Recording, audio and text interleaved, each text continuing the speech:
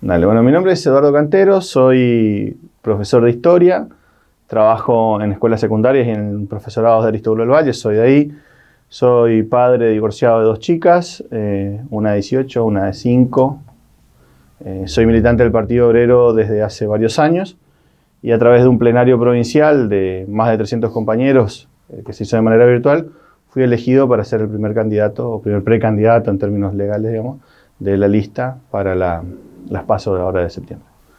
Y mira, en realidad creo que no hay nada en común con Pedro en términos políticos, o sea, por ahí algunas críticas puntuales, ponerle al gobierno renovador o al gobierno actual del Frente de Todos, pero también nosotros somos un partido que se ha movilizado y ha enfrentado el gobierno de Macri, del cual él es parte, fue parte, reivindica y demás. Él defenderá a los productores, a estos productores, y yo voy a defender a los trabajadores. Pero nosotros llevamos una serie de reivindicaciones. La principal es trabajo genuino.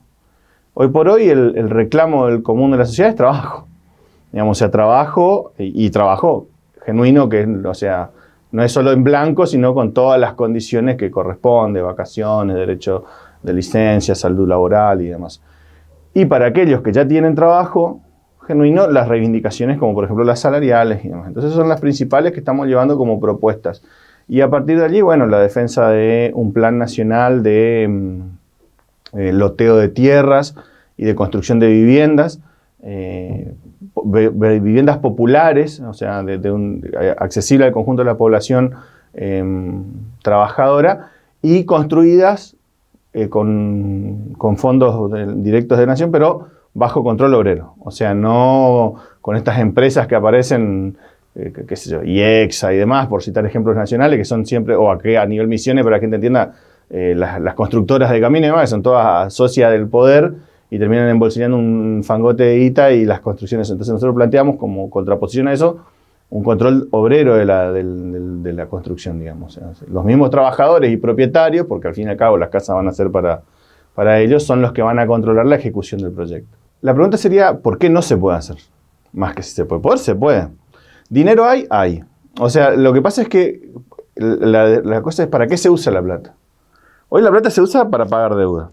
Acaban de ingresar 4.000 y pico de millones de dólares del DEC, el famoso dinero que destina el FMI para la Argentina, en este caso puntual, que en vez de usarse para activar la producción, incluso poner, si querés, en términos capitalistas y demás, no, se usó para financiar deuda.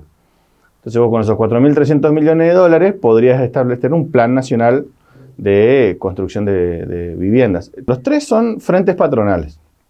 ¿Qué quiere decir frentes patronales? Que responden a los intereses de los grandes empresarios, ¿sí?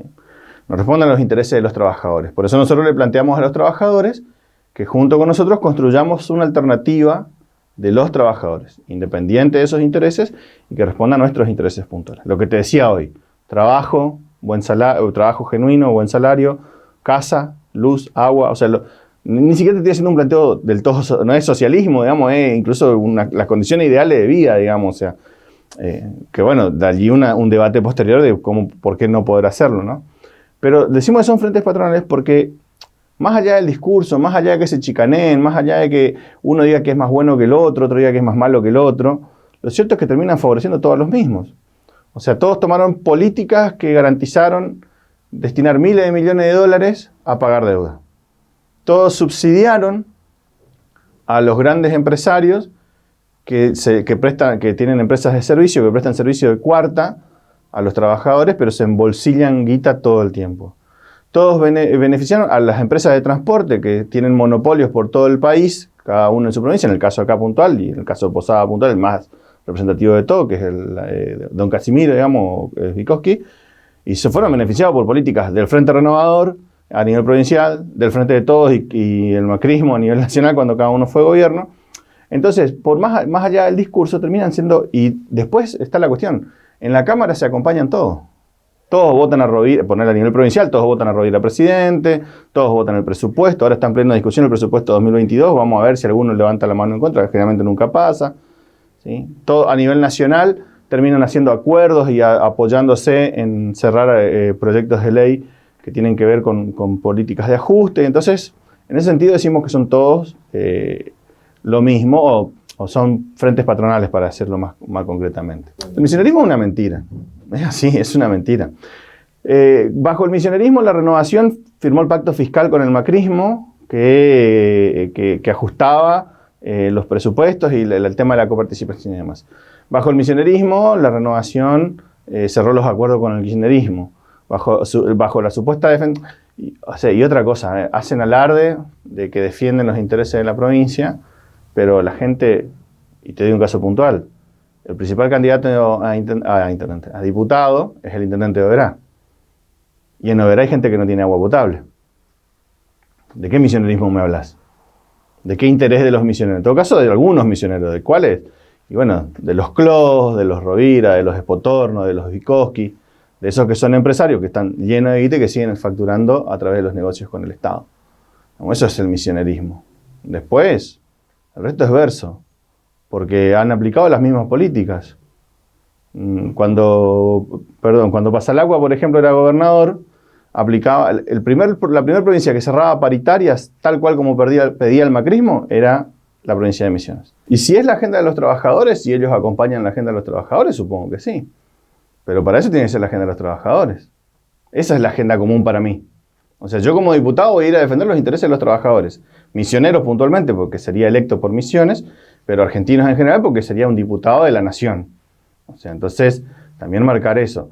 Yo no creo que vaya un diputado renovador a plantear un plan nacional, una ley de loteo nacional de tierras y de construcción de 100.000 viviendas. Yo propondría la eliminación de todos los impuestos al consumo y al trabajo, que es mucho más avanzado que una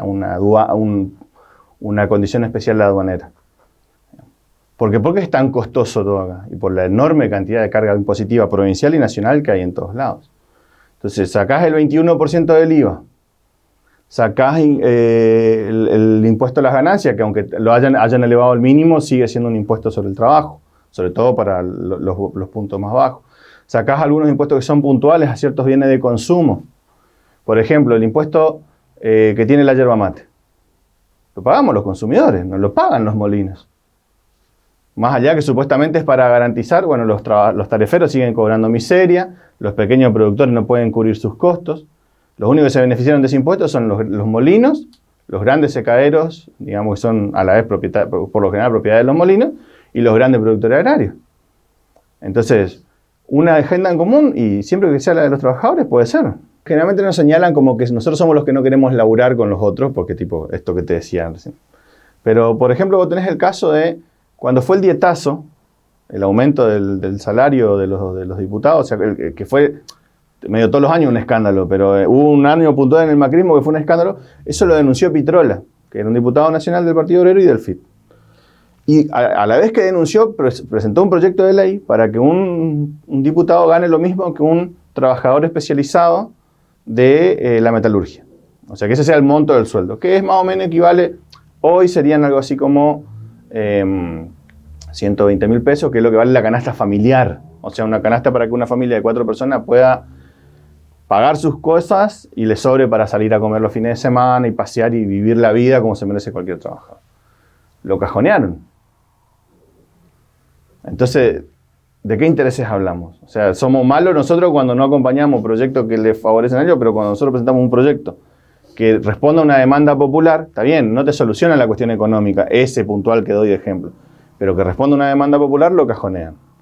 Entonces, bueno, allí está la discusión entonces. O sea, ¿trabajar en conjunto para quién? Si es para los empresarios, no. Vos mirás la cadena de yerba y la guita que factura, sobre todo el molino, le alcanza para pagar todo mejor. No solo el salario, todo. O sea, pagarle la hoja verde mejor y todas esas cosas. Entonces, la cuestión pasa por ahí. O sea, ¿cómo se organiza esa producción? ¿Quién se queda con la renta de esa producción? ¿Quién se queda con toda la riqueza que genera? Nosotros planteamos, por ejemplo, la apertura de los libros contables, de los molinos, de los exportadores, de los grandes secaderos, para ver efectivamente si es real que vale tanto como dicen primero que nada, que estamos seguros que no, y después a dónde se va la guita. Bueno, hay que votarnos porque queremos construir justamente una alternativa política que responda a los intereses de los trabajadores.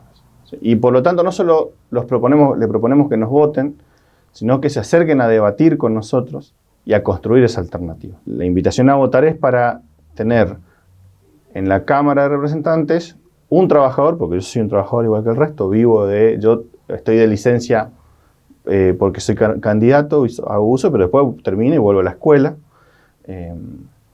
Y como trabajador voy a defender los intereses de los trabajadores, digamos.